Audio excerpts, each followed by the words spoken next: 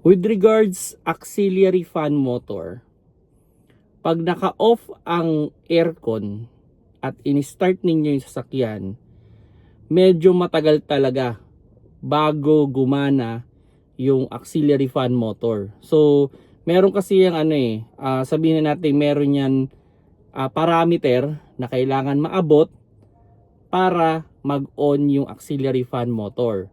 So, sa mga normal na kotse, minsan nga yung from cold start, inaabot yan ng mga 20 to 30 minutes bago gumana yung auxiliary fan motor. Then once na gumana na yon, so once na nakuha niya na yung lower temperature niya na nakaset, so hihinto na siya. Hello mga paps, I'm Kuya Shane, at normal lang daw ba na hindi nag-o-on agad ang auxiliary fan motor pag naka-off ang aircon? Yes.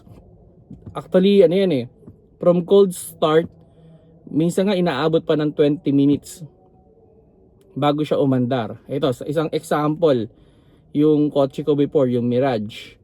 Mag-on ang auxiliary fan motor nun, kung hindi ako nagkakamali, 96. Yan, 96 Celsius. So, dun pa lang siya mag-on. And matagal yun bago makuha. Aabutin minsan ng mga 20 minutes. Then, once na naabot na yung 96 na yon, 96 or 97 sorry, hindi ko matandaan yung eksakto, no? Basta ganun. Then, gagana yung auxiliary fan motor nun. Siguro mga 30 seconds. So, bababa yun to 90, mga 90 to 89. Yan, mga ganun. 90 or 90, something na rin 90. Pag bumaba sa 90 yon, mamamatay yung auxiliary fan motor. So, usually mga 30 seconds to 1 minute lang yun. So, ganun yung usual, no? Now, pag nag-on talaga yung aircon, talagang halos sumasabay na yan. Sabay na yan dun sa kalagitik ng compressor.